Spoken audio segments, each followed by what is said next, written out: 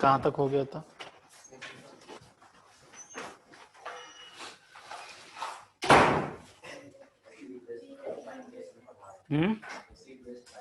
अच्छा, acid base titration. Total 12 case cover हो गया था ना, सब क्वेश्चंस करवाना था। चलो क्वेश्चंस लिखते हैं, फिर क्वेश्चन लिखो।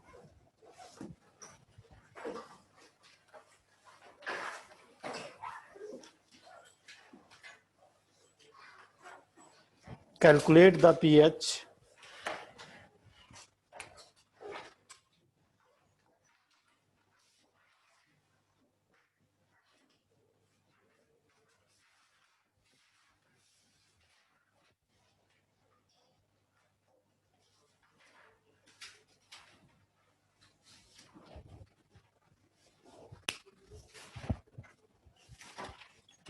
ink.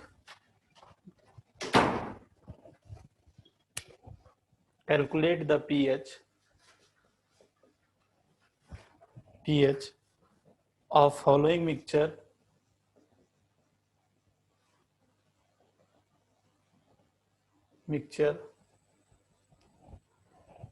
following mixtures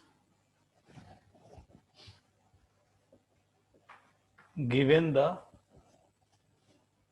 K of acetic acid.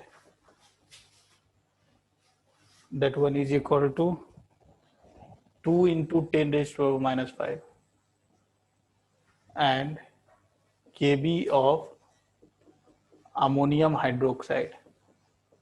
That one is also same. पहला bit 50 ml of 0.1 molar NaOH plus 50 ml of 0.05 molar acetic acid.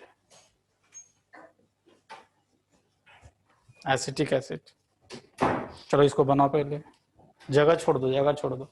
लगभग 5 क्वेश्चन होगा। आप इतना जगह छोड़कर क्वेश्चन को सॉल्व करें। थोड़ा सा जगह और क्वेश्चन लिखना है मुझे।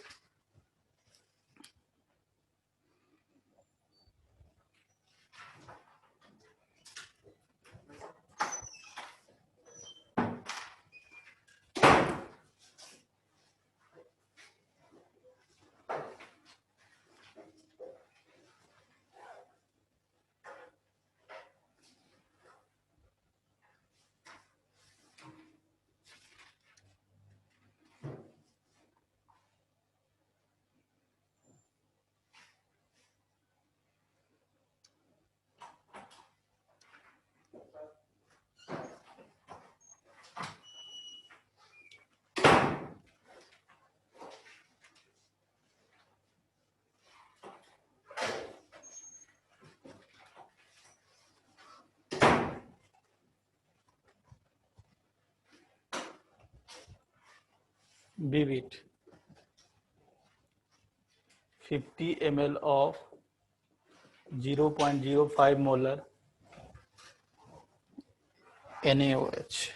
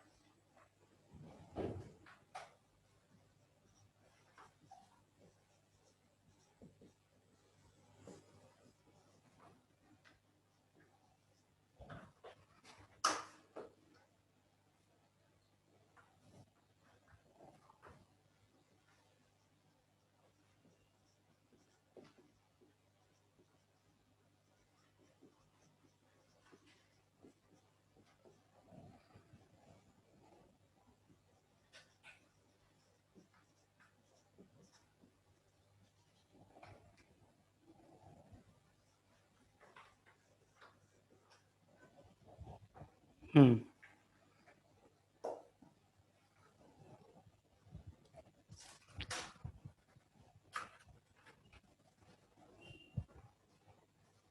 टोटल 6 क्वेश्चंस है।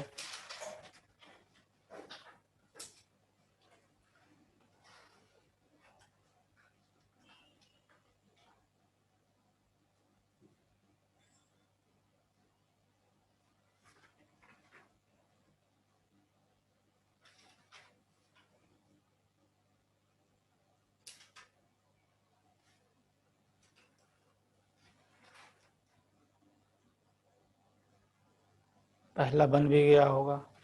हम्म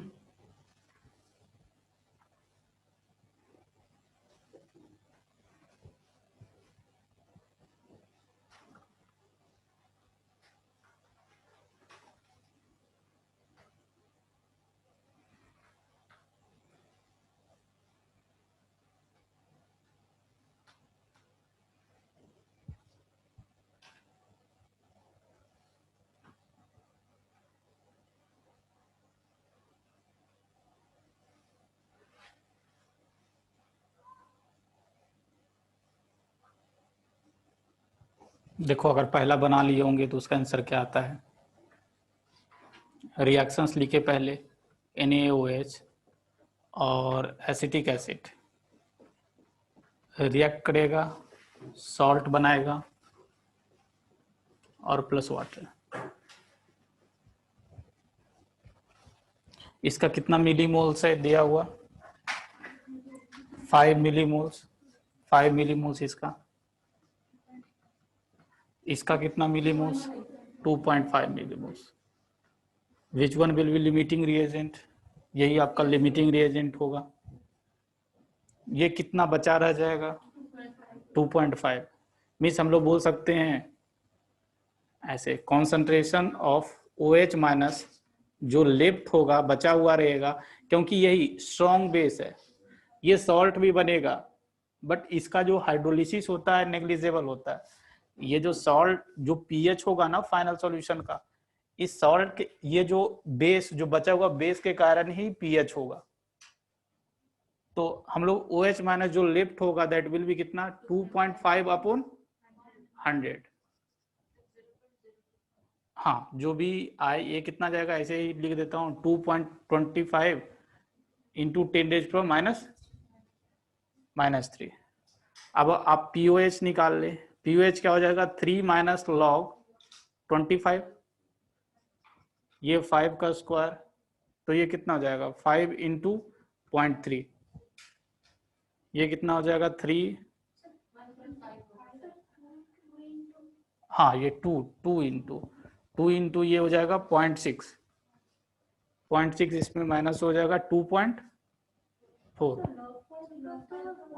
अच्छा अच्छा, हाँ लॉग लॉग ये 0.7 होता है ना, हाँ 0.7 तो 1.4, 1.4, हाँ 1.6। अब पीएच निकाल ले आप, 12.4। चलो इसी तरह सेकेंड देखे, सेकेंड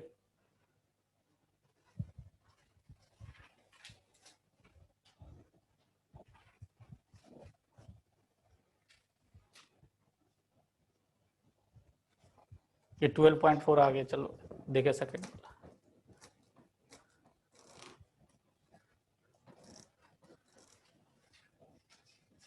ये है आपका 2.5 मिलीमोल्स और ये है अभी 5 मिलीमोल्स। तो अभी क्या होगा, ये लिमिटिंग रिएजेंट होगा, ये बचा रह जाएगा, हम लोग बोल सकते हैं millimoles of acetic acid left, that will be 2.5। ये कितना बनेगा, ये भी 2.5 बनेगा। अभी देख रहे हो, दिस इज जो फाइनल सॉल्यूशंस है, it is a mixture of weak acid and it's salt. क्या बनाएगा बताओ, बफर बनाएगा।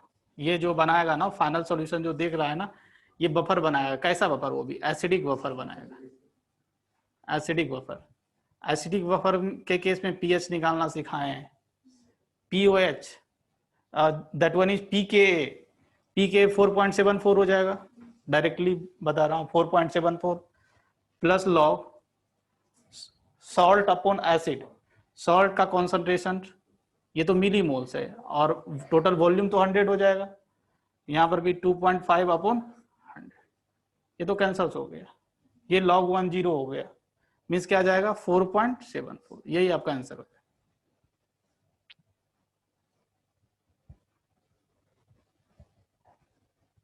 सब आप लोग बना लो, फिर मैं बताऊंगा, आप लोग बनाओ, नहीं होता है तो कॉपी का हेल्प भी ले सकते हैं, सब केसेस करवाया गया है।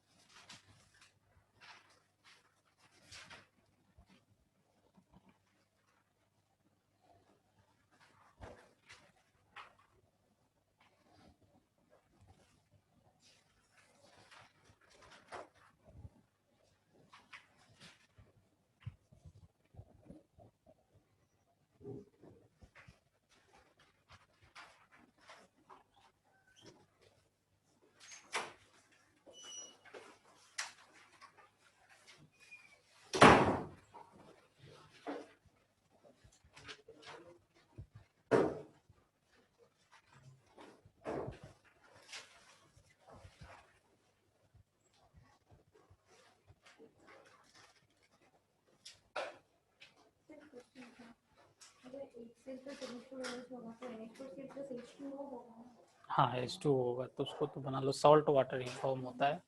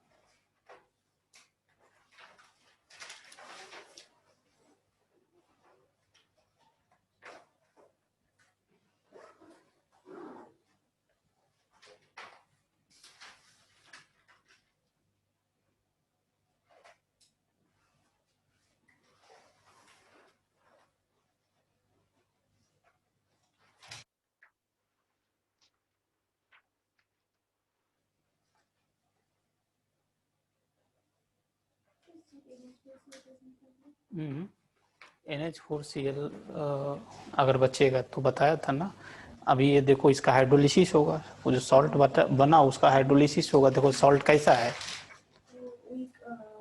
बेस, हाँ तो उसका फॉर्मूला पता होगा, फॉर्मूला बताए थे, 7 से कम होगा 7 माइनस,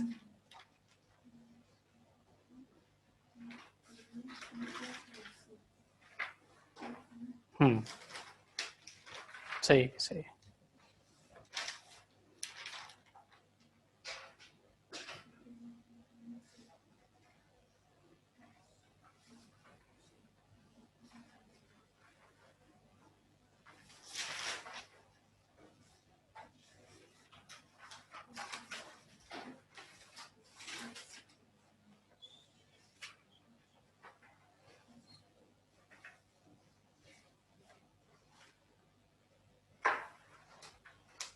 बन गया है इधर ऑनलाइन वाले बच्चे,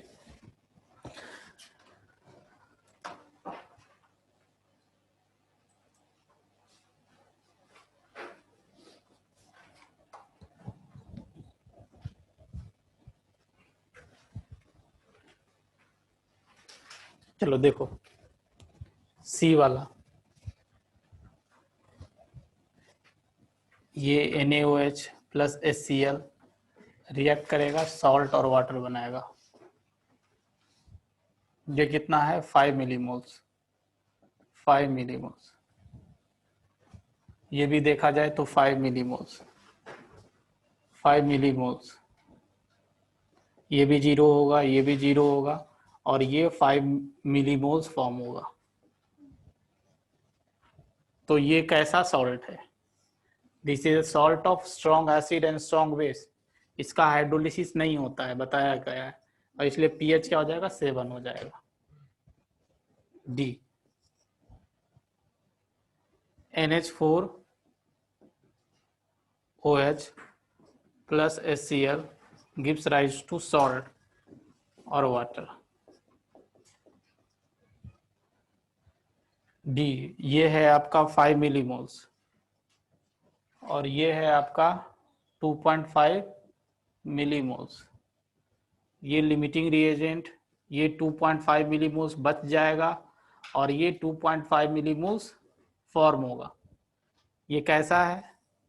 it will form basic buffer, basic buffer, basic buffer बनेगा। बेसिक बफर में फॉर्मूला बताया है, हैंडरसन इक्वेशंस। इस केस में पीओएच निकलता है, पीएच नहीं, पीओएच। पीके 4.74 प्लस लॉग सॉल्ट, सॉल्ट का कॉन्सेंट्रेशन 2.5 अपॉन 100 अपॉन बचा हुआ बेस का कॉन्सेंट्रेशन, ये भी 4.74 ही हो जाएगा। ये पीओएच आया, आपसे मैं पीएच पूछा हूं, that will be 14 minus 4.74।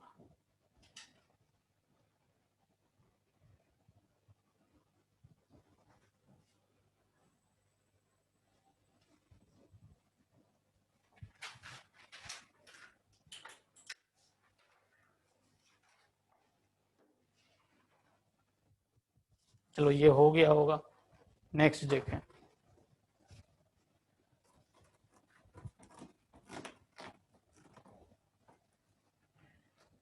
Next questions में ये भी 5 मिलीमोल्स दे दिया है। ये 5 मिलीमोल्स है, ये ई है, ये भी 5 मिलीमोल्स है। देखो ये भी जीरो होगा, ये भी जीरो होगा, और ये 5 मिलीमोल्स फॉर्म होगा। ये कैसा सॉल्ट है? ये this is a salt of weak base and strong acid. तो इस केस में इसका हाइड्रोलिसिस होगा, इसका हाइड्रोलिसिस होगा तो इसका पीएच निकालने भी बताए होंगे। इसका पीएच 7 से कम होगा, 7 से कम होगा पीएच इसका, तो 7 माइनस हाफ। देखो इसमें कौन कमजोर है? बेस कमजोर है, p K b plus log C. C the concentration of salt, salt का कॉन्सेंट्रेशन एक बार और लिख देता हूं, 7 माइनस हाफ, पी के का वैल्यू 4.74 होगा, प्लस लॉग कितना बना ये? 5 मिलीमोल्स, टोटल वॉल्यूम 100। तो ये आप निकाल लीजिए। अब मैं ये आपके ऊपर छोड़ देता हूँ, कोई टफ नहीं है। ये आप 5 इंटू 10⁻² कर सकते हो इसको, मीन्स 2 माइनस लॉग 5 कर कर इजिली आप इसको मैं आगे अगर बढ़ाऊं थोड़ा सा, माइनस हाफ, ये तो 4.74 है ही, इसको हम लिख सकते हैं log 5 इंटू 10⁻², और उसका फॉर्मूला बताया हूं मैं आपको, that one is 2 minus log 5 0.7। अब सॉल्व कर लीजिए। ये 2 माइनस लॉग 0.7 ही होगा ना, इसको हम ऐसे लिखते हैं ना, 5 इंटू 10⁻², तो 2 माइनस लॉग 5।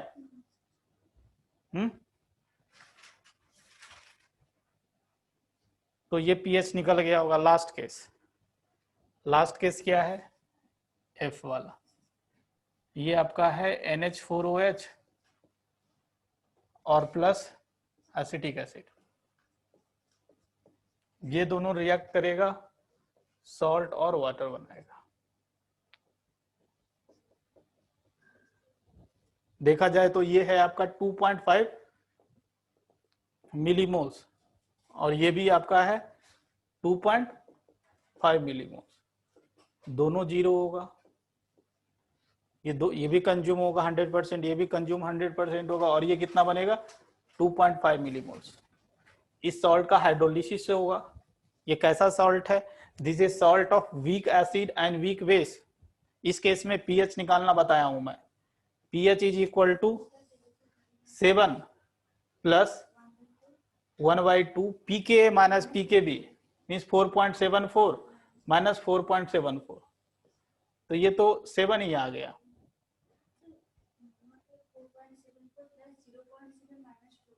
0.4.74, ये 4.7 प्लस 0.7, हाँ ये वाला, ये जैसे ये बोल रही है ना, रुक जा, इतना तक तो सही है। log 5 इंटू 10⁻², सही है। ठीक, अगला स्टेप में करेंगे 7 माइनस हाफ 4.74, इसका फॉर्मूला बताए ना, 2 माइनस log 5, 2 माइनस log 5, ये ऐसा वाला तो बहुत सॉल्व किए ना। 2 माइनस 0.7, चलो तो इसको सॉल्व कर लिए, कितना आया इसका बता दो। 3.9, अच्छा 3.98 आ रहा है, देख लीजिए आ रहा है या नहीं, ये आना भी चाहिए। हाँ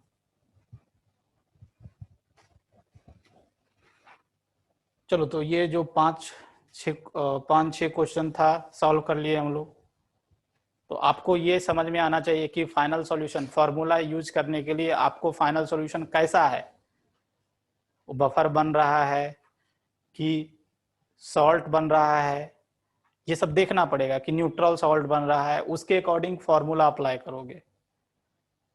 तो अब हमें लगता है कि पहले थियोरेटिकल चीजें पढ़ाया गया, फिर उससे रिलेटेड क्वेश्चंस करवाया गया, तो अब आपको समझ में आ गया होगा एसिड बेस टाइट्रेशन। आगे मूव करते हैं, समझ में आ गया ना, या दिक्कत है कहीं?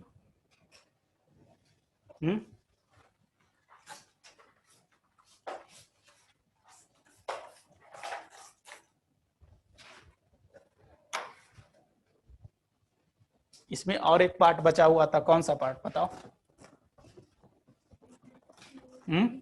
इंडिकेटर, हाँ इंडिकेटर हेडिंग, इंडिकेटर हेडिंग दो।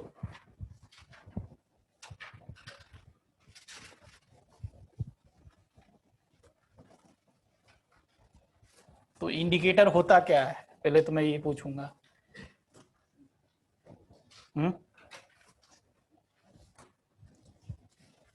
प्रैक्टिकल्स वगैरह किया होगा तो इंडिकेटर देखा होगा। हाँ कलर क्या?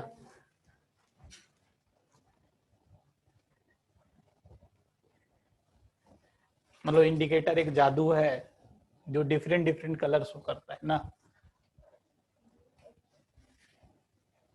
एक तरह से जादू हुआ ना, कभी कलरलेस, कभी पिंक, कभी येलो।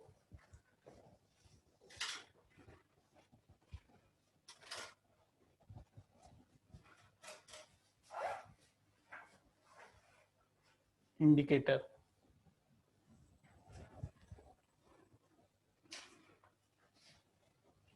देखो, लिख लो पहले डेफिनेशन, ऐसे लिखने की जरूरत नहीं है, मैं समझा रहा हूँ उसको समझो। जैसे दो इंडिकेटर का नाम आप सुना हो, क्योंकि आपको बोर्ड का एग्जाम देना नहीं है तो डेफिनेशन लिखने से क्यों उसमें टाइम हम लोग उसमें दे। तो इंडिकेटर क्या होता है? दो इंडिकेटर का तो नाम सुना ही होगा, एक मिथाइल ऑरेंज और एक आपका फिनप्थलीन, फिनप्थलीन इंडिकेटर। ये दोनों सिंथेटिक इंडिकेटर बोला जाता है। कुछ नेचुरल इंडिकेटर भी हैं, जैसे लिटमस पेपर, लिटमस ये आपको पढ़े हुए 10th क्लास में, उसको हम कोई प्लांट से ऑब्टेन करते हैं। चलो, तो ये दोनों मेनली हमको यही दोनों इंडिकेटर के बारे में पढ़ना है। बहुत सारा मार्केट में बहुत सारा इंडिकेटर है, methyl red, bromo methyl thymine, there are lots of indicators are available in the market. But कुछ इंडिकेटर का आपको कलर ट्रांजिशन रेंज भी याद करना पड़ेगा। पहले इंडिकेटर कैसे काम करता है ये समझो। तो इंडिकेटर क्या होता है ना, जैसे एक एग्जांपल दे रहा हूं, फिनप्थलीन। फिनप्थलीन को हम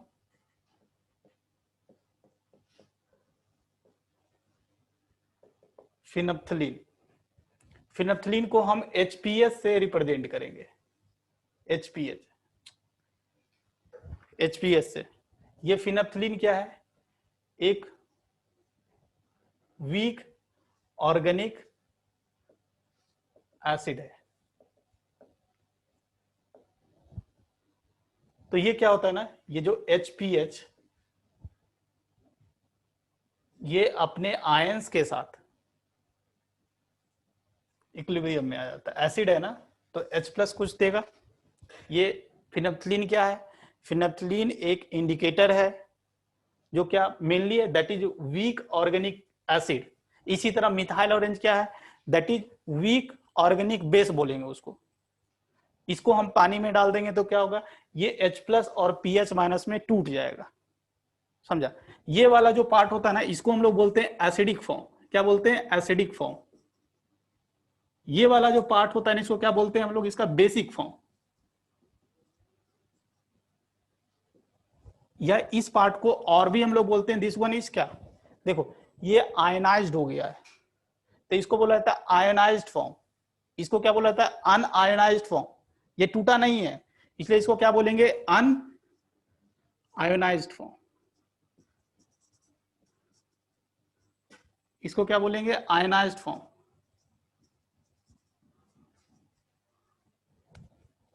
ये ध्यान रखना, एसिडिक फॉर्म में इसका जो कलर होता है क्या होता है बताओ?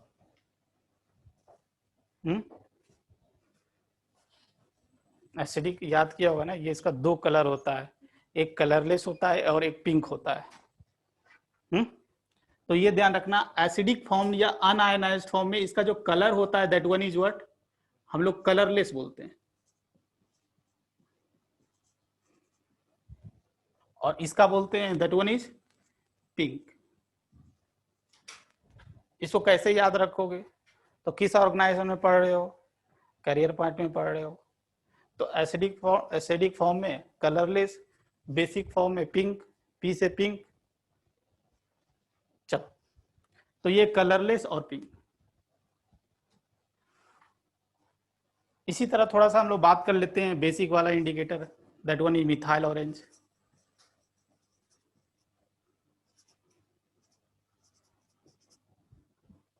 ये क्या है? This one is weak organic base बोला जाता है इसको। Indicator of mainly weak organic acid या weak organic base which show different colour in acidic और बेसिक मीडियम। इसका डेफिनेशन होता है, क्या बोला फिर से सुन लो definition. Indicator are mainly weak organic acid और या weak organic base which show different colour, different characteristics colour in acidic और बेसिक मीडियम। देख रहे हो ना, एसिडिक मीडियम और बेसिक मीडियम में दोनों डिफरेंट कलर शो कर रहा है। एक में एसिडिक मीडियम में कलरलेस शो कर रहा है, तो ये बेसिक मीडियम में क्या? पिंक कलर शो कर रहा है। इसी तरह मिथाइल ऑरेंज को हम लोग इस तरह रिप्रेजेंट करते हैं, कैसे? MEOH से। MEOH से। तो ये भी क्या है? अगर इसको हम पानी में डाल देंगे तो ये भी इक्विलिब्रियम में आ जाएगा। इक्विलिब्रियम में आ जाएगा, इसलिए हम लोग इक्विलिब्रियम चैप्टर्स में पढ़ रहे हैं इसको। ये क्या होगा?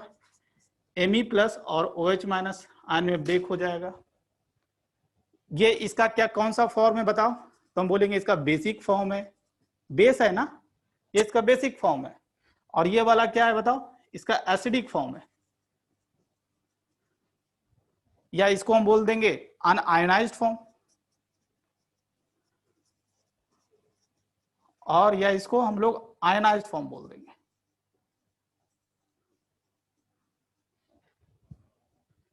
इसको ध्यान रखना, इसका कलर एसिडिक मीडियम में येलो कलर शो करता है और बेसिक मीडियम में रेड कलर शो करता है। इसको कैसे याद रखोगे? तो इसको भी याद करने का मैं बता देता हूं, इसको याद रखना। योर मतलब एसिडिक मीडियम पहले आता है, तो एसिडिक मीडियम में अच्छा येलो, बेसिक मीडियम में रेड, और ओ मतलब समझना ऐसा, मिथाइल ऑरेंज, ओ मतलब ऑरेंज, ये ऑरेंज मिथाइल ऑरेंज को इंडिकेट करता है, एसिडिक मीडियम में येलो और बेसिक मीडियम में रेड।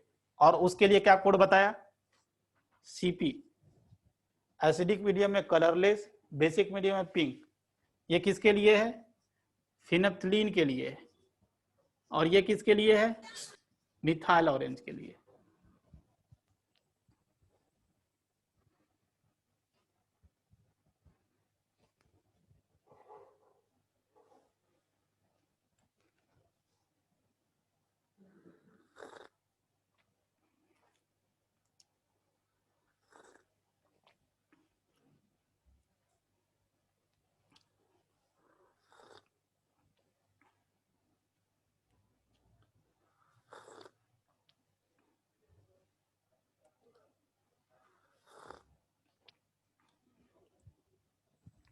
अब यहाँ पर थोड़ा सा देखो, लिख लिए ना वो, कोई दिक्कत नहीं है। चलो अब यहाँ पर देखो थोड़ा, कौन बेसिक फॉर्म, नहीं नहीं नहीं, ऐसा उससे कंपेयर क्यों कर रहे हैं, ऐसे देखो इसको, ये टूटा है, नहीं टूटा है तो हम बोलेंगे अनआयनाइज्ड फॉर्म, ये टूटा है तो इसलिए आयनाइज्ड फॉर्म बोलेंगे। ऐसा नहीं है कि बेसिक फॉर्म हमेशा आयनाइज्ड ही होगा। चलो यहाँ पर देखो, जैसे मान लो कि यही फिनप्थलीन है, अगर हम फिनप्थलीन को लिए और किसी एसिड में डाल दिए, तो आपसे हम पूछेंगे कि कौन सा कलर वो एग्जिबिट करेगा, समझ रहा है। फिनप्थलीन को लिए बेस में डाल दिए, तो अभी बताओ, अगर हम एसिड में डालेंगे फिनप्थलीन को, अगर एसिड में डालेंगे हम, एसिड मींस क्या, H प्लस आयन, तो ली चैटलियर प्रिंसिपल्स देखो, इसका भी कुछ ना कुछ इक्विलिब्रियम कांस्टेंट होगा, उस कांस्टेंट को मेंटेन करने के लिए क्या करेगा, बैकवर्ड डायरेक्शन में मूव करेगा। क्यों मूव करेगा, अगर ज्यादा से ज्यादा H प्लस प्रोड्यूस हो रहा है, अगर इसको ये कम नहीं करेगा तो क्या होगा, के का वैल्यू चेंज हो जाएगा। और हम लोग जानते हैं के का वैल्यू टेम्परेचर चेंज करने से ही चेंज होता है। तो मैं क्या बोला कि देखो, ये वाला सेम कॉन्सेप्ट जो बफर का मैकेनिज्म बताया हो ना, उसी तरह काम करेगा। तो अगर मैं इसको लिया और एसिड में डाल दिया, एसिड मींस H प्लस मतलब क्या, के को कांस्टेंट रखने के लिए ली चैटलियर प्रिंसिपल्स के अकॉर्डिंग ये बैकवर्ड डायरेक्शन में जाएगा। अगर बैकवर्ड डायरेक्शन में जाएगा तो ये ज्यादा बनेगा। इसका कलर क्या होता है बताओ, कलरलेस। तो एसिडिक मीडियम ये कलरलेस होकर कलरलेस में कन्वर्ट हो जाएगा। बेस में अगर इसको लिया और बेस में डाल दिया, बेस मतलब OH माइनस, OH माइनस को खत्म करने के लिए क्या चाहिए, ज्यादा ज्यादा H plus, H plus direction, H plus ज्यादा ज्यादा प्रोड्यूस करने के लिए फॉरवर्ड डायरेक्शन मतलब ये ज्यादा से ज्यादा बनेगा। अगर ये ज्यादा से ज्यादा बनेगा मिस कौन सा कलर, पिंक कलर, समझ गया। इसलिए बोला जाता है एसिडिक मीडियम, ये 10th क्लास में आप याद करते होंगे कि एसिडिक मीडियम में कलरलेस, बेसिक मीडियम में पिंक, ये कैसे काम कर रहा है यहाँ पर समझो, समझ गया ना ये। तो यही लिख रहा हूं, इन एसिडिक मीडियम, हम पूरा नहीं लिखूंगा, एसिडिक मीडियम में ये कौन सा कलर शो करेगा, कलरलेस। और इन बेसिक मीडियम, और क्यों शो करेगा, लॉजिक बताया। अगर नहीं समझ में आया तो मैं फिर एक बार बता दूं आपको, समझ में आ गया या किन्हीं को दिक्कत है तो बोलो, मैं फिर से बता दूंगा, नहीं तो बेस में एक बार फिर से समझने का मौका मिलेगा आपको।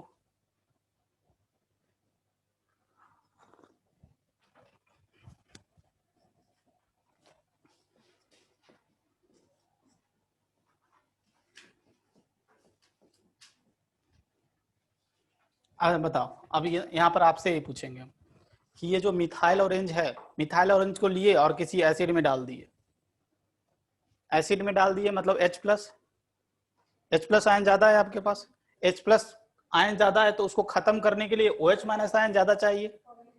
तो फॉरवर्ड डायरेक्शन मतलब Me प्लस का कलर शो करेगा। Me प्लस का कलर क्या होता है बताओ, येलो होता है, तो येलो कलर एग्जिबिट करेगा।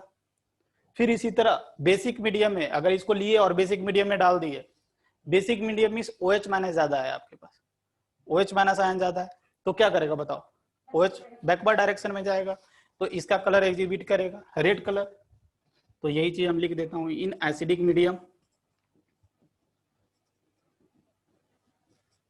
एसिडिक मीडियम में येलो कलर एग्जिबिट करेगा, और इन बेसिक मीडियम ये रेड कलर एग्जिबिट करेगा। चलो लिख लो। उसके बाद थोड़ा आगे बढ़ते हैं।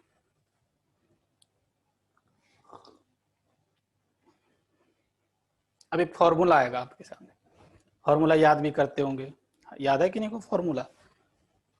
इंडिकेटर के केस में फॉर्मूला होता है एक, that is pH is equal to PKI plus log ionised form upon unionised form. मतलब ये फॉर्मूला बफर से मिलता जुलता फॉर्मूला कुछ है। बफर में क्या करते हैं, जिस पीएच इज इक्वल टू पीके या पीकेबी, अगर बेस होगा तो पीकेबी आएगा, प्लस लॉग सॉल्ट अपॉन जो भी एसिड का कॉन्सेंट्रेशन, यहाँ पर भी कुछ उसी तरह का फॉर्मूला यहाँ पर भी आएगा। तो चलो नेक्स्ट देखो फॉर्मूला बता रहा हूँ।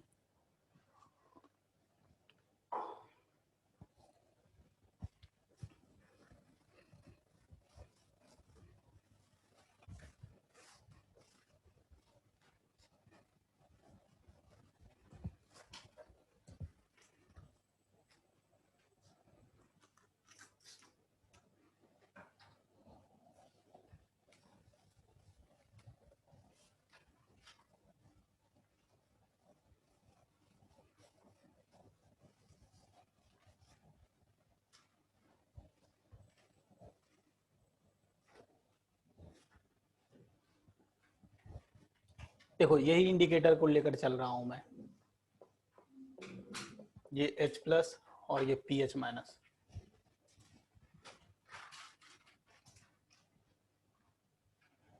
देखो इसके जो इक्विलिब्रियम कांस्टेंट होगा ना, इसको KI बोल देते हैं, इसके इक्विलिब्रियम कांस्टेंट को। जैसे एसिड रहता तो K बोलते थे, बेस रहता था KB। ये इंडिकेटर है तो KI बोल दिया, I मींस इंडिकेटर। चलो तो इसके लिए जब KI लिखूंगा तो क्या होगा, KI मींस इक्विलिब्रियम पर जो भी कॉन्सेंट्रेशन यूज करोगे इक्विलिब्रियम वाला यूज करोगे। अगर अदर देन इक्विलिब्रियम, उसके लिए हम लोग Q डिफाइन करते हैं। तो ये क्या हो जाएगा बताओ, H प्लस का कॉन्सेंट्रेशन इक्विलिब्रियम पर, PH माइनस का कॉन्सेंट्रेशन इक्विलिब्रियम पर, और ये HPH, यहां से H प्लस निकाले, अब क्या आ जाएगा, KI HPH upon PH minus. क्या मैं इसको ऐसे भी लिख सकता हूं, KI, इसको बोल देता हूं, बताओ इसको अनआयनाइज्ड फॉर्म बोल देता हूं, अनआयनाइज्ड फॉर्म इसको बोल देता हूं ना, this one is un-ionised form, और इसको बोल देता हूं क्या, आयनाइज्ड फॉर्म। सबके लिए एप्लीकेबल हो जाएगा। ये अनआयनाइज्ड फॉर्म ये वाला, और ये क्या, un-ionised form. IF means un-ionised form, U मतलब U मींस अनआयनाइज्ड, और I मींस आयनाइज्ड। चलो अब आप ही मुझे पीएच निकाल कर बताओ, अब इतना तो सीख ही गए होंगे। पीएच निकालो, अब पीएच निकालोगे तो ये लॉग में लोगे तो ये उल्टा हो जाएगा।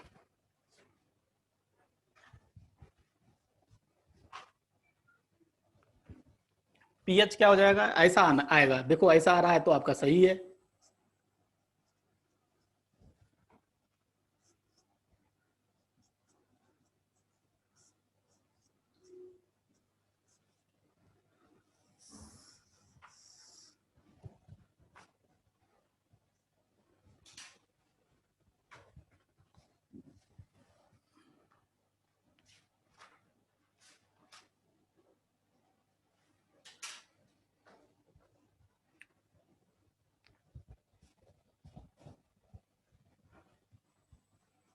यही ना इसका है, ये है आपका अनआयनाइज्ड फॉर्म, और ये है आपका आयनाइज्ड फॉर्म।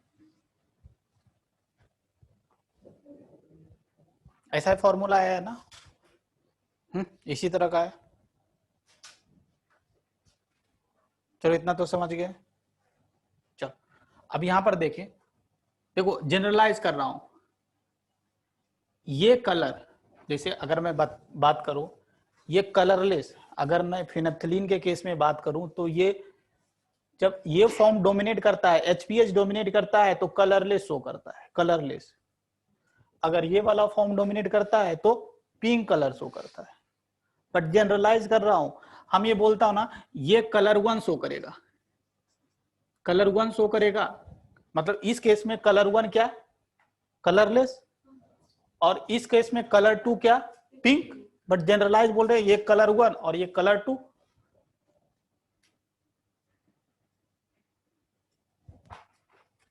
देखो ये वाला फॉर्म कब डोमिनेट करेगा, हम बोलेंगे जब ये जो पीएच होगा ना, जब pKi -1 होगा ना, जब पीएच आपका less than equal to pKi -1 होता है, तो ये वाला, ये एक बात पहले ये ध्यान रखो, ये पीएच क्या है, this is the pH of solutions.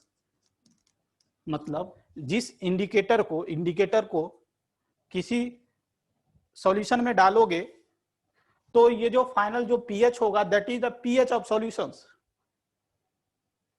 तो ये कलर 1 कब डोमिनेट करेगा, जब आपका पीएच ऑफ द सॉल्यूशंस अगर pKi -1 से कम है तो ये कलर 1 डोमिनेट करेगा। थोड़ा सा और एडवांस जा रहे हैं, ये वाला फॉर्म कब डोमिनेट करेगा, जब बोलेंगे पीएच आपका pKi +1 से ज्यादा होगा तो ये कलर 2 डोमिनेट करेगा। तो यहां पर ये लिख देता हूं, इस केस में कब ये डोमिनेट करेगा, जब आपका पीएच का value greater than equal to pKi +1 है। इस पर और थोड़ा हम चर्चा कर रहे हैं, इसको पहले लिखो आप।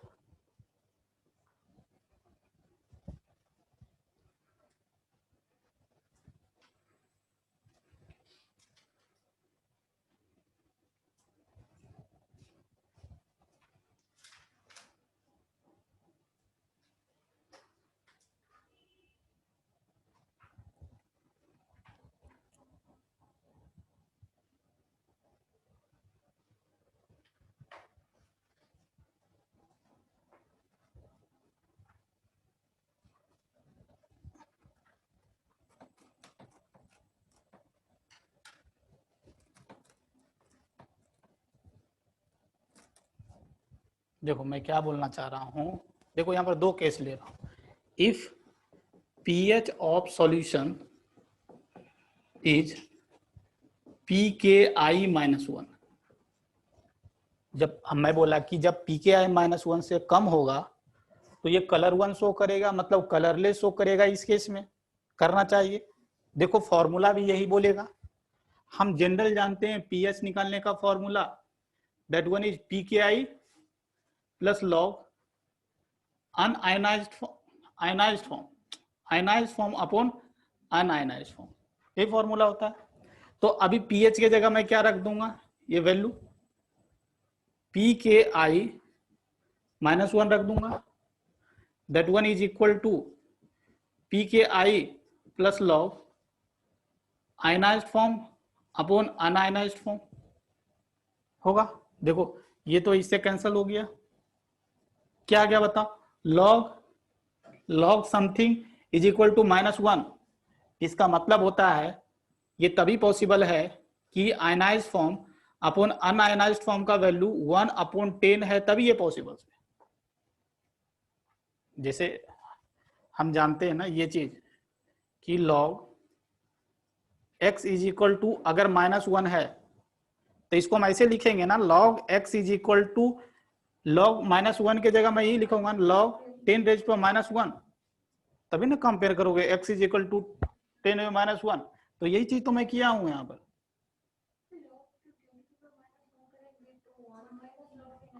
हाँ तो 1/10 ही आएगा ना, तो मैं क्या किया हूं, 1/10 ही लिखा हूं ना, दैट इज 10⁻1। तो ये वैल्यू 1/10 होना चाहिए। अब यहां पर देखो, अगर मैं परसेंटेज ऑफ आयनाइज्ड फॉर्म निकालू तो कितना आएगा, परसेंटेज निकालना जानते हो, 10%। देखो ये 1 को अप्रोच कर रहा है और ये 10 को अप्रोच कर रहा है, तो अगर परसेंटेज निकालना है ना तो इसका 1 पार्ट है, टोटल 11 पार्ट है। इंटू 100 कितना आएगा बताओ, 9 पॉइंट समथिंग, 9.09 आएगा। और ये बताओ percentage ionised form, un-ionised form, 10/11 into 100, ये 90.1 ना कुछ, 90.1, 90.9 कितना आएगा बताओ परसेंटेज। ऊपर वाला गलती दिखाया क्या, रुक जाओ, क्या -log 10, क्या बोल रहे, क्या बताओ।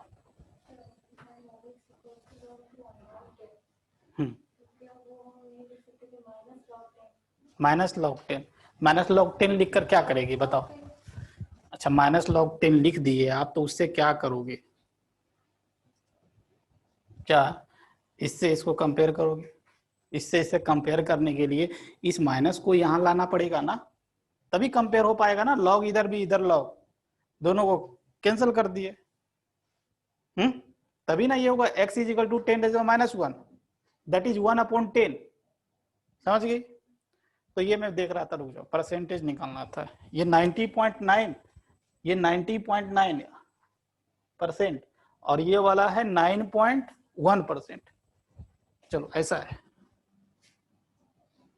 तो आप क्या देख रहे हैं, आप यही देख रहे हैं कि अनआयनाइज्ड फॉर्म डोमिनेट कर गया है, अनआयनाइज्ड फॉर्म डोमिनेट कर गया है, इसलिए ये कलर 1 शो कर रहा है। मैं बोला कि ये कलर 1 कब शो करेगा, जब आपका pKi-1 pH of the solution pKi-1 से कम होगा, तो ये कलर 1 शो करेगा। और देखो यहां पर भी ये बताना चाह रहा है आपको, अनआयनाइज्ड फॉर्म देखो 90% है, और ये वाला 90% है, और ये वाला अराउंड 9% है, ये वाला फॉर्म डोमिनेट किया है। इसलिए मैं बोला कि जब आपका pH of the solution pKi-1 से कम होगा तो ये कलर शो करेगा, जब आपका pH of the solution pKi+1 से ज्यादा होगा तो ये कलर 2 शो करेगा। और देखो सेकंड वाला केस भी निकालूंगा तो देखोगे इस केस में, ये अगला जो बताऊंगा इसमें ये वाला 90% आ जाएगा और ये वाला अराउंड 9% आएगा, समझा। तो ये लिख लो पहले, फिर दूसरा केस बताता हूं।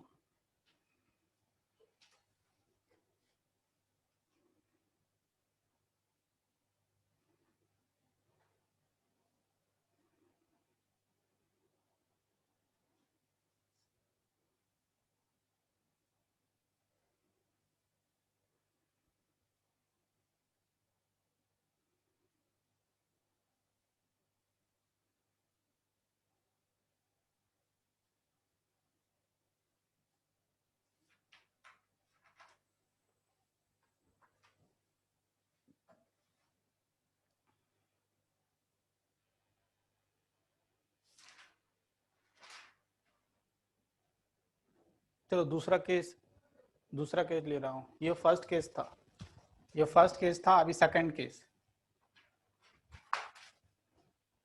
मैं इसी में ओनली चेंज करूंगा। देखो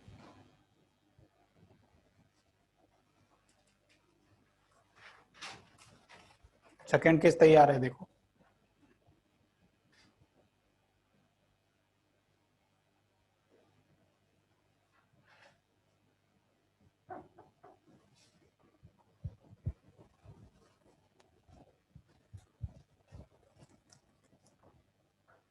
आप फिर से लिखें।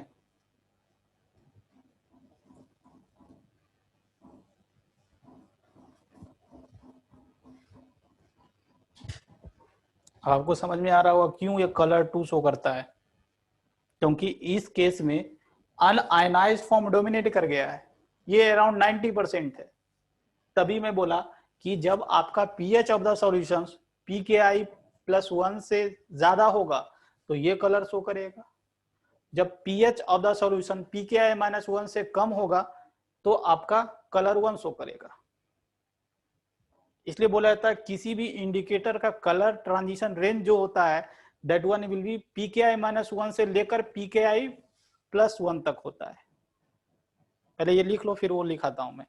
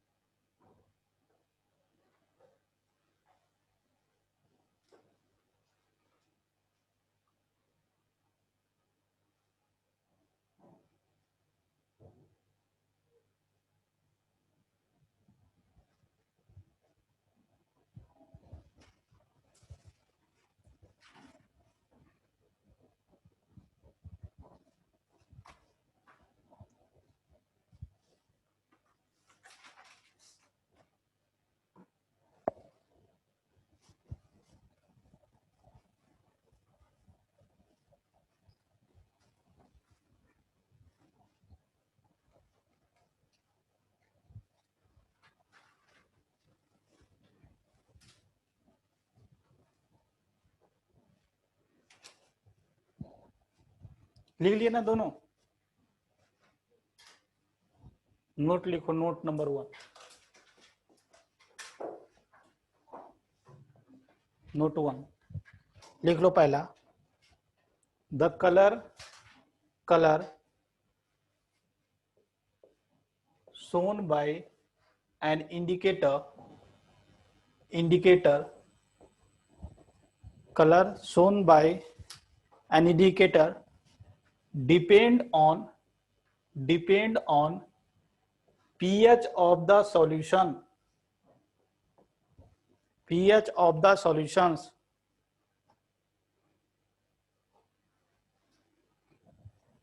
दूसरा point, pKi -1 to pKi +1 is the color transition range,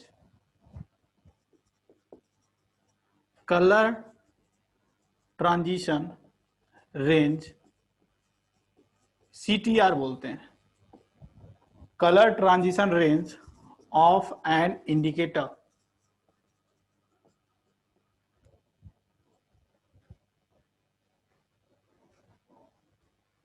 ये क्या मैं बोलना चाह रहा हूं, देखो कैसे क्वेश्चन पूछते हैं। अगर मान लो किसी इंडिकेटर का मैं बोल दिया कि KI का वैल्यू 10⁻⁻5 है,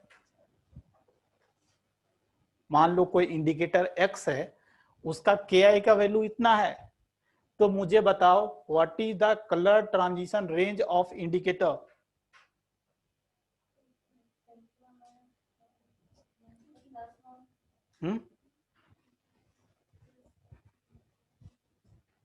तो सबसे पहले आप PKI निकालें। PKI कितना होगा बताओ? अच्छा 0.7 होगा।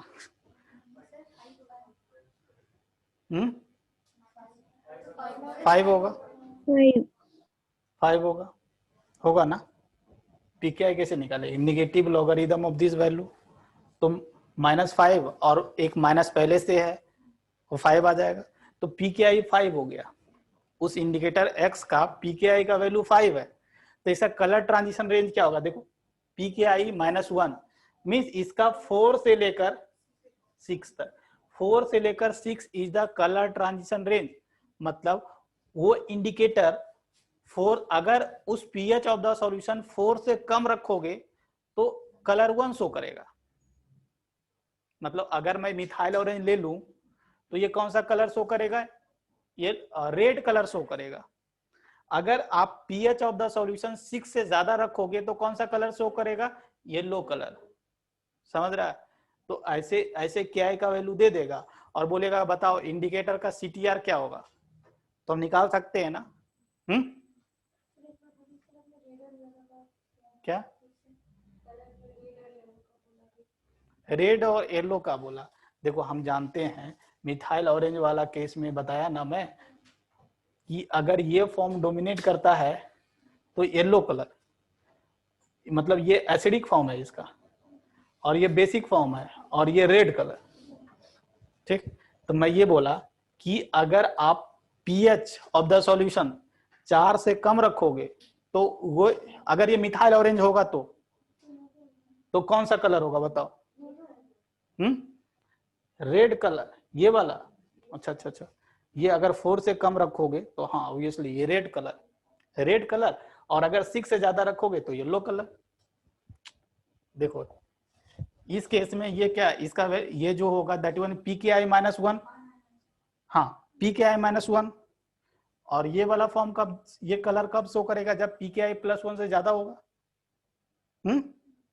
तो रेड कलर शो करेगा। अगर 4 से कम रखोगे तो येलो कलर कब शो करेगा? जब आप 6 से ज्यादा pH रखोगे। pH ऑफ द सॉल्यूशन अगर 6 से ज्यादा होगा तो येलो कलर शो करेगा। समझ में आ गया? चलो अब आपको क्या करना है ना, कुछ इंडिकेटर जो फेमस इंडिकेटर है उसका कलर ट्रांजिशन रेंज आपको याद करना पड़ेगा। 2 का तो एटलीस्ट याद करना पड़ेगा।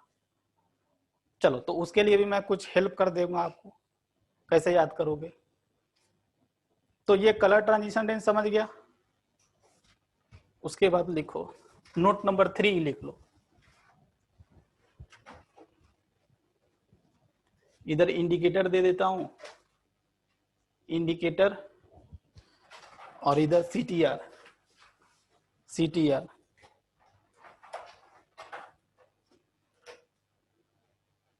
और इधर कलर चेंज।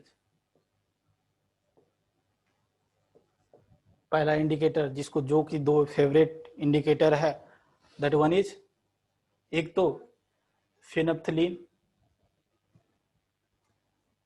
फिनप्थलीन, और दूसरा मिथाइल ऑरेंज। ये दोनों तो याद ही होना चाहिए।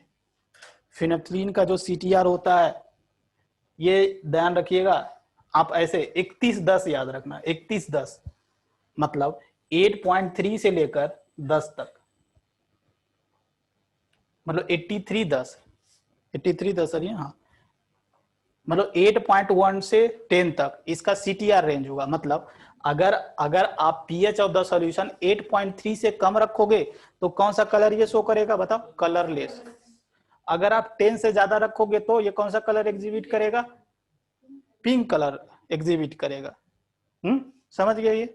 तो इसका कलर चेंज क्या होगा, कलरलेस से कलरलेस, कलरलेस से कौन सा होगा, पिंक।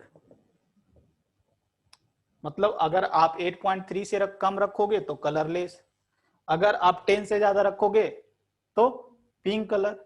मतलब 8.3 से 10 के बीच में क्या करेगा, अपना वो कलर चेंज करेगा इंडिकेटर, इंडिकेटर कलर चेंज करेगा ना, उसको कलरलेस से पिंक होने में थोड़ा टाइम लगे चाहिए ना, तो इस बेच अपना थोड़ा तैयार होगा, पिंक कलर में कन्वर्ट होगा। चलो दूसरा इंडिकेटर है, that one is methyl orange. इसका याद रखना 3234, 3244 ऐसे, मतलब ये 3.2 से लेकर 4.4 तक, ये नंबर जैसा याद रखना 3244, मतलब 3 पॉइंट से लेकर 4.4 तक।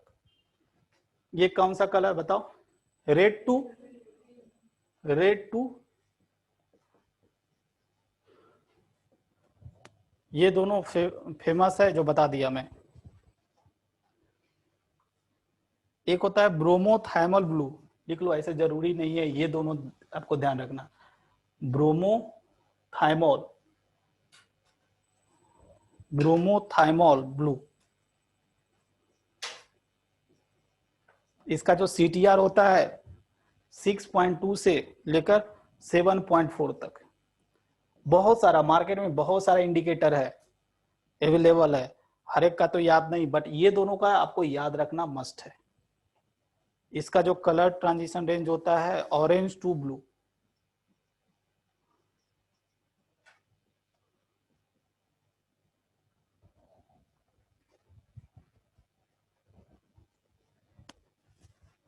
चलो उसके बाद एक क्वेश्चन लिखो, क्वेश्चन फार्मूला बता दिया हूं तो क्वेश्चन भी कुछ करा देता हूं। लिखो, an indicator, indicator has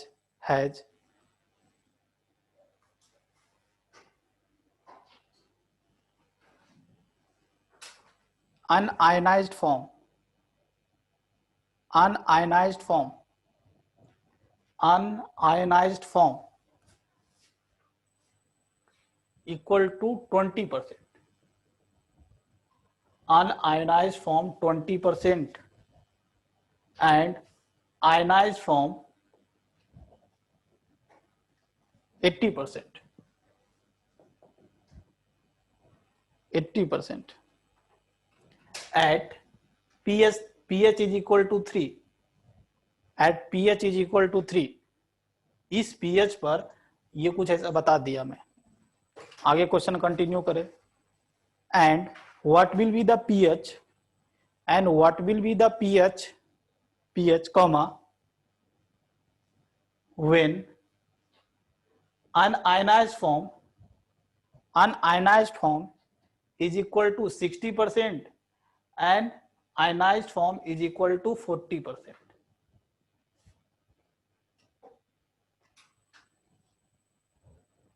question समझ रहा है? तो चलो, पहला वाला डाटा दिया है, उससे आप क्या करो, पी के आई निकालो। और के आई, एक इंडिकेटर का के आई वैल्यू तो फिक्स ही होता है, उसको सेकंड वाला में यूज करो।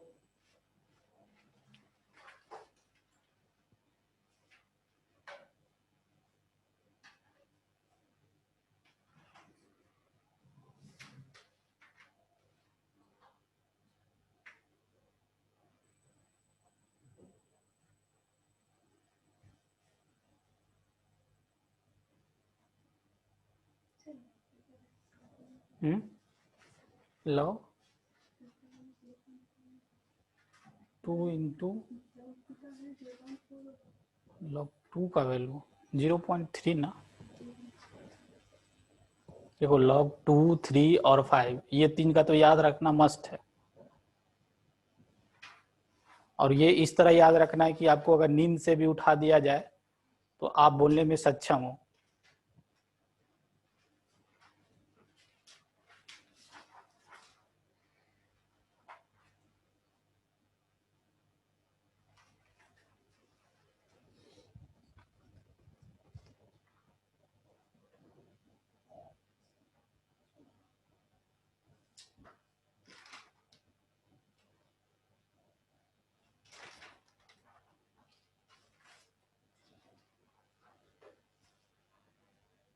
कल आप लोग आए थे सब?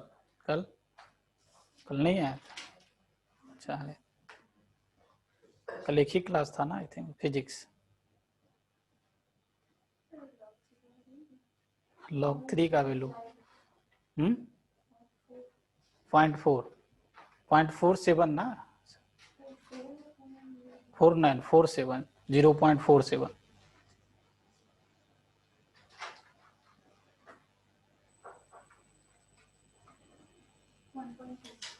1 पॉइंट, आंसर तो नहीं है मेरे पास, देखो और निकालता है कोई तो।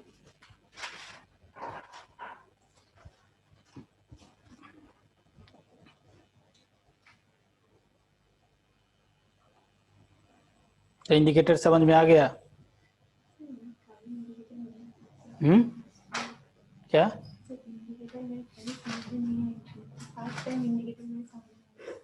फर्स्ट टाइम इंडिकेटर समझ में आया? अच्छा, नहीं ये इंडिकेटर हो गया, टाइट्रेशन हो गया, इससे बच्चे डरते हैं, मतलब they are hydrophobic in nature, जैसे पानी से डर लगता है ना, तो ये जो इंडिकेटर हो गया कुछ और टाइट्रेशन हो गया, बच्चे को बहुत डर लगता है। क्या?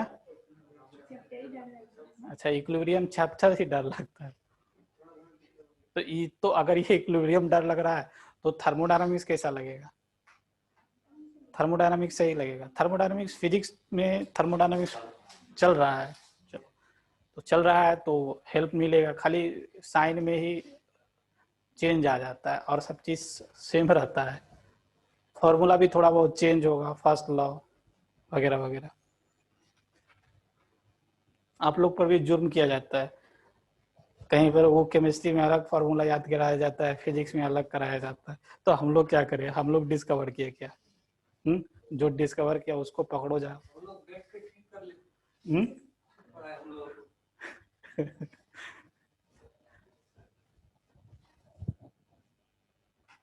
किसी का नहीं बना ऑनलाइन? आप लोग हैं या सो गए हैं?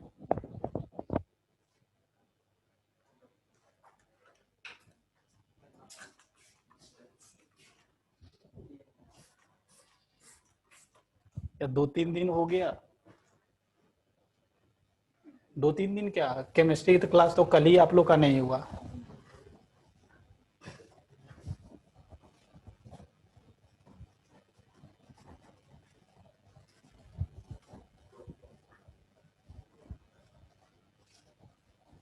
वन पॉइंट फाइव सेवन 1.57 ही है, तुम्हारा तो 2.3 है।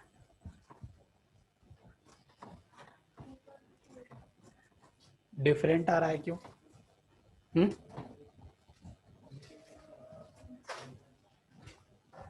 चलो देखो, देखो पहला इक्वेशन यही है, यही फॉर्मूला, पहले तो यही है फॉर्मूला। देखो ये फॉर्मूला, कभी आपको कंफ्यूजन लगता है कि आयनाइज होगा कि पहले अनआयनाइज होगा, तो ये ध्यान रखना, ये तो याद रखता है ना, सॉल्ट अपॉन एसिड वाला फॉर्मूला। सॉल्ट मतलब क्या, सॉल्ट मतलब जो 100% टूट जाएगा, यही ध्यान रखता है ना, जो 100% टूट जाएगा, ये नहीं टूटेगा। तो ये जो ऑल सॉल्ट आर, ऐसे बताया जाता है कि all salt are strong electrolyte, but ये एसिड अगर स्ट्रॉन्ग होगा तो स्ट्रॉन्ग इलेक्ट्रोलाइट होगा, अगर वीक होगा तो वीक इलेक्ट्रोलाइट होगा। मतलब सॉल्ट तो कोई भी सॉल्ट, सॉल्ट मतलब क्या, वो स्ट्रॉन्ग इलेक्ट्रोलाइट ही होगा। तो ये केस में क्या लोगे, आयनाइज्ड फॉर्म, ये क्या है, अनआयनाइज्ड फॉर्म। यही चीज तो यहाँ यूज करते हैं, आयनाइज्ड फॉर्म और ये अनआयनाइज्ड फॉर्म। चलो, तो इस केस में पहला में बताया है कि pH 3 है, जब pH ऑफ द सॉल्यूशन 3 है तो ये pKi plus log, un-ionised form कितना दिया है, 80। चलो 80 ले लो या 0.8 ले लो, एक ही बात है। 2.57 और ये 20 है। चलो एक इक्वेशन ये, और सेकेंड इक्वेशन, इसको सॉल्व कर लो ना। हाँ, इसको सॉल्व कर लो, pKi का वैल्यू आ जाएगा, that one is 3 minus log, ये 2 लॉग 4, 2 का square, that one is 3 minus 0.6, ये कितना आ जाएगा, 2. pKi का वैल्यू हो गया। ki का वैल्यू एक इंडिकेटर के लिए तो कांस्टेंट ही होता है, तो वही इंडिकेटर यूज कर रहे हो ना, तो सेकेंड वाला इक्वेशन सब लगाएंगे, that one is 2.4 plus log, अभी कितना बनाना है, ये 60 और ये 40, ऐसा ही है ना, हाँ 40/60, ये उल्टा कर दिया।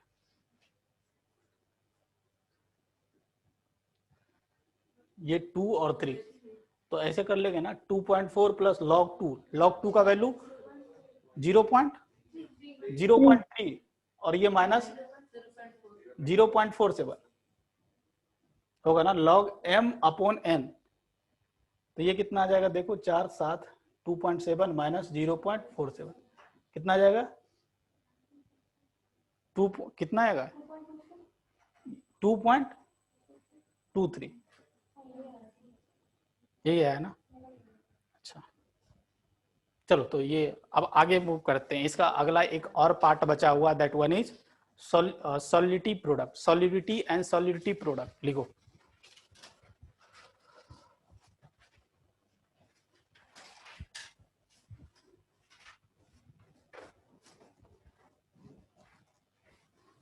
तो सॉलिडिटी क्या होता है, पहले यही समझना पड़ेगा, सॉलिडिटी क्या होता है, ये बचपन से पढ़ता आ रहा होगा, सॉलिडिटी पढ़ता होगा ना, सॉलिडिटी 9 10 से ही, ऐसे आई थिंक सो 9 क्लास के बुक में दिया हुआ रहता है सॉलिडिटी। तो ये क्या होता है, क्या कुछ बोल रहा है, क्या पटना वाले सर पढ़ाए बताओ थोड़ा, क्या पढ़ाए सॉलिडिटी, कुछ तो पढ़ाए होंगे या नहीं पढ़ाए, क्या पढ़ा है बताओ तो,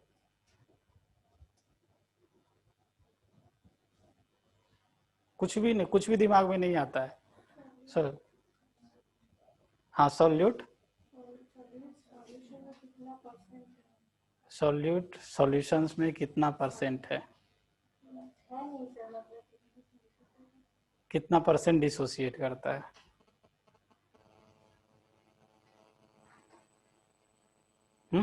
कुछ दिमाग में नहीं आ रहा है, चलो बता देता हूँ। ये टॉपिक है सॉल्युबिलिटी एंड सॉल्युबिलिटी प्रोडक्ट। आपको पता होगा सॉल्युबिलिटी प्रोडक्ट को हम केएसपी बुलाया करते हैं, जैसे ये टर्म बार बार यूज होगा तो हम उसको केएसपी बुला देते हैं। जैसे आप लोग के घर में भी कुछ कुछ ना कुछ नाम होगा, तो उसी तरह इसको हम लोग कैसे भी बुला देते हैं। चलो, तो सॉलिडिटी क्या होता है पहले?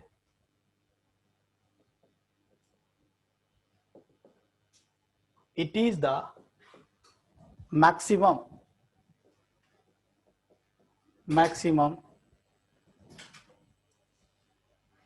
मोल पर लीटर, ये ध्यान रखना, मोल पर litre of solute dissolve in a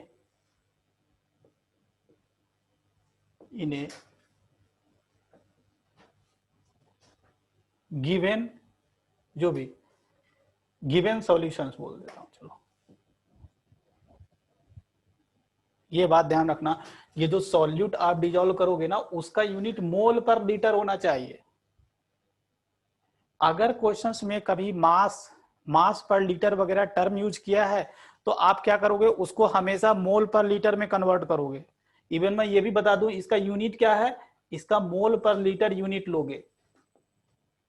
आपको क्वेश्चंस में जानकर वो सॉलिडिटी का यूनिट क्या देगा, मास देगा, ग्राम, 2.5 ग्राम पर लीटर। तो आपको क्या करोगे, उसको मोल में कन्वर्ट करो। कैसे मोल में कन्वर्ट करोगे, मॉलिक्यूलर मास से डिवाइड कर दोगे तो मोल्स में कन्वर्ट होगा। जो भी कुछ नाम लेगा ना, NaCl लेगा, या जैसे AgCl बोलेगा, PbCl2 बोलेगा, तो उसका मोलर मास कुछ होगा ना, तो उससे हम डिवाइड कर देंगे तो क्या आ जाएगा, मोल पर लीटर आ जाएगा। तो ये सॉलिडिटी होता है। तो सॉलिडिटी का भी क्राइटेरिया देखो। सॉलिडिटी, अगर आपका यहाँ पर केसेस बना रहा हूं, अगर सॉलिडिटी का वैल्यू लेस देन, 3 केसेस होता है, 0.1 से कम होता है,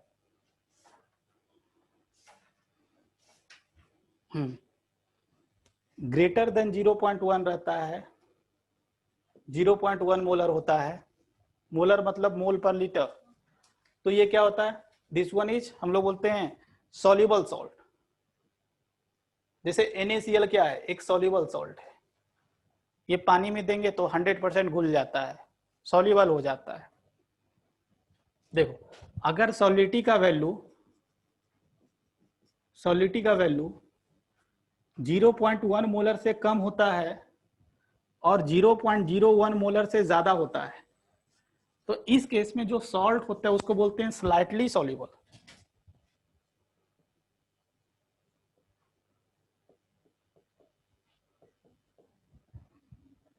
मतलब ये बहुत ज्यादा सॉल्युबल, ये बहुत ज्यादा सॉल्युबल, ये उससे कम सॉल्युबल। और अगर आपका सॉलिडिटी का वैल्यू लेस देन 0.01 मोलर होगा, तो इस केस में क्या बोलते हैं, स्पायरिंगली सॉल्युबल। स्पायरिंगली सॉल्युबल का ये मतलब नहीं होता है कि बहुत ज्यादा सॉल्युबल, बहुत कम सॉल्युबल्स। जैसे इसी के लिए ये चैप्टर्स पढ़ रहे हैं हम, स्पायरिंगली सॉल्युबल सॉल्ट। स्पायरिंगली सॉल्युबल का कुछ एग्जांपल, जैसे AgCl एक स्पायरिंगली सॉल्युबल सॉल्ट है। जैसे और एग्जांपल लूं, जैसे PbCl2, ये भी क्या है, स्पायरिंगली सॉल्युबल सॉल्ट है।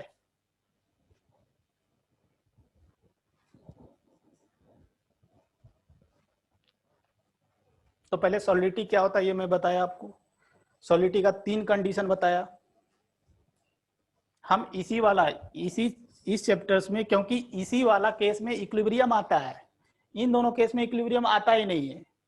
तो हम इक्विलिब्रियम पढ़ रहे हैं, तो हम इक्विलिब्रियम जिसमें आएगा उसी पर डिस्कस करेंगे ना। इसलिए हम स्लाइटली स्पायरिंगली सॉल्युबल सॉल्ट की हम लोग चर्चा करते हैं इस चैप्टर्स में।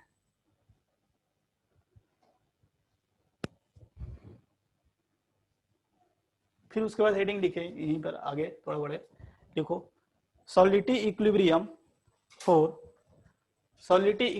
फॉर स्पायरिंगली सॉल्युबल सॉल्ट, इसको हम SSS बुलाया करेंगे। स्पायरिंगली सॉल्युबल सॉल्ट बार बार लिखना पड़ेगा, इसलिए उसका नाम ही दे दिया SSS, स्पायरिंगली सॉल्युबल सॉल्ट। हाँ, फिर से ये इतना लिखने के बाद ना ये हेडिंग दीजिए। फिर से मैं बोल देता हूं, solidity equilibrium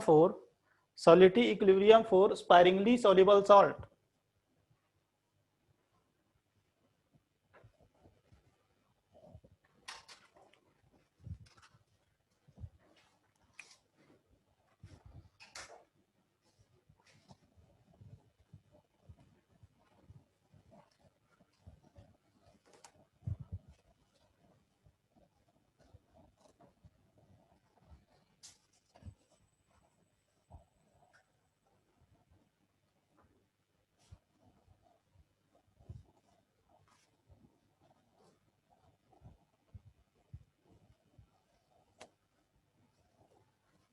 देखो इसको समझने की कोशिश करें थोड़ा।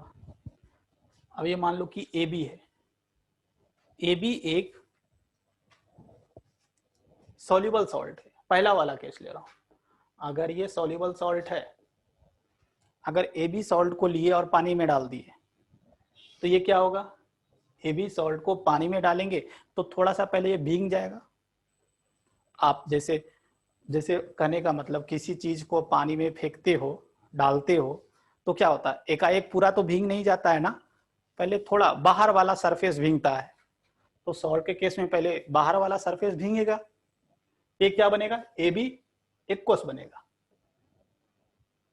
फिर क्या होगा, अगर ये सॉल्युबल सॉल्ट है, NaCl है, तो क्या करेगा, वो 100% टूट जाएगा।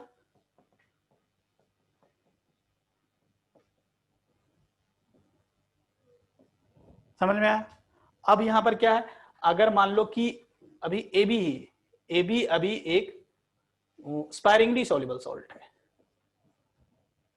स्पायरिंगली सॉल्युबल सॉल्ट को लिया और पानी में डाल दिया, तो ये भी क्या होगा, पहले थोड़ा सा भीग जाएगा, भीग गया। ये तो 100% डिसोसिएट नहीं करेगा, ये पानी में बहुत कम डिसोसिएट करता है, और फाइनली क्या करता है, इक्विलिब्रियम आ जाता है इस केस में। मतलब AB इक्विलिब्रियम, AB एक्वस है, इस केस में क्या होता है, ये 100% डिसोसिएट हो गया, बट ये 100% डिसोसिएट नहीं हो पाता, इक्विलिब्रियम आ जाता है। क्या चीज में कन्वर्ट हो जाएगा, ये A प्लस एक्वस में और प्लस B माइनस एक्वस में। समझ गया। अगर इन दोनों को ऐड कर दूं तो क्या होगा, देखो ये वाला बीच वाला पार्ट नहीं दिखेगा आपको, क्या दिखेगा, AB सॉलिड को हम पानी में डाले तो क्या हो गया, इक्विलिब्रियम में आ गया। समझ में आ गया, इसको लिखो पहले।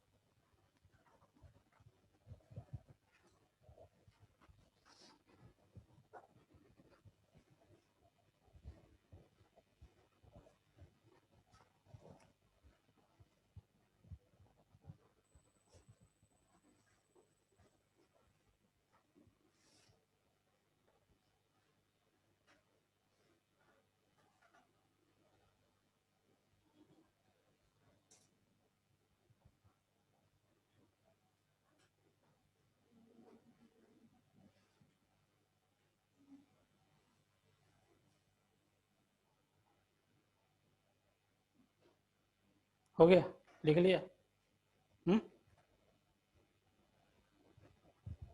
चलो तो आज के लिए इतना ही रोकते हैं, आगे इसके ऊपर और हम लोग काम करेंगे, और अगले क्लास में हो सकता है तो सॉलिडिटी प्रोडक्ट ओवर हो जाए, और उसके बाद मैं नया चैप्टर स्टार्ट करूं, दैट वन इज थर्मोडायनामिक्स।